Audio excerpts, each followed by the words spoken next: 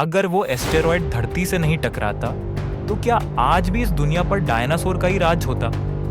क्या इंसान कभी विकसित हो पाते, या फिर हम आज भी जंगलों में छुपकर इन विशालकाय शिकारी जीवों से अपनी जान बचा रहे होते?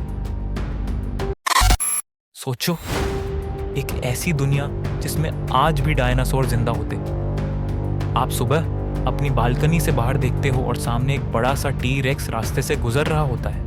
जंगल के कोने कोने में बड़े बड़े ब्रैकियोसॉरस दिखाई देते हैं और कहीं दूर एक वेलोसिरैप्टर अपने शिकार की तलाश में दौड़ रहा है। क्या हम इंसान इनके साथ जी पाते, या फिर ये दुनिया उनकी होती और हम सिर्फ एक छोटी सी प्रजाति जो डर डर भटक रही होती? ये सिर्फ एक कल्पना नहीं है, ये एक अल्टरनेटिव रियलिटी हो सकती थी। अगर 6.6 करोड़ साल पहले वह बड़ा एस्टेरॉयड धरती से टकराता ही नहीं, तो शायद आज हम डायनासोर के साथ एक ही ग्रह शेयर कर रहे होते। आज हम इसी संभावना को एक्सप्लोर करेंगे और जानेंगे कि क्या होता अगर डायनासोर आज भी जिंदा होते। सबसे पहले ये समझना जरूरी है कि डायनासोर का विलुप्त होना कैसे हुआ था। हमारे पास सबसे मजबूत सबूत ये है कि एक विशाल एस्टेरॉयड जो लगभग 10 किलोमीटर लंबा था, मैक्सिको के चिक्सुलप क्षेत्र में गिरा। इस प्रभाव ने ऐसी तबाही मचाई कि 75% जीवों का अस्तित्व ही खत्म हो गया। लेकिन अगर ये एस्टेरॉयड नहीं आता तो क्या होता? सबसे पहला और स्पष्ट जवाब ये है कि डायनासोर विकसित होते। हाँ, आज की दुनिया में जो पक्षी हैं वे असल में छोटे डायनासोर के वंशज हैं। तो सोचिए, अगर बड़े डायनासोर जीवित रह जाते तो शायद आज एक और उन्नत प्रजाति के रूप में होते। हो सकता है कोई बुद्धिमान डायनासोर प्रजाति भी विकसित हो जाती, जो शायद इंसानों की तरह औजारों का इस्तेमाल करती, कॉलोनियां बनाती।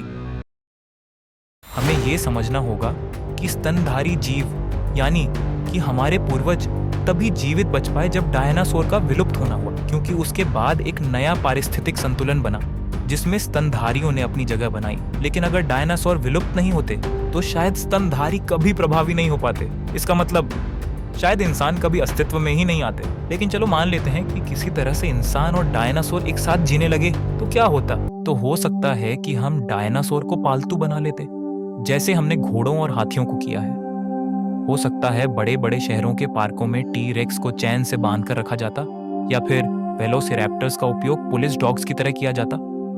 सोचो, एक जुरासिक जू होता जिसमें हम बड़े बड़े डायनासोर को देखने जाते, या फिर कहीं ये डायनासोर ही हावी हो जाते और हम सिर्फ एक छोटी सी प्रजाति बनकर उनके जंगल का हिस्सा होते।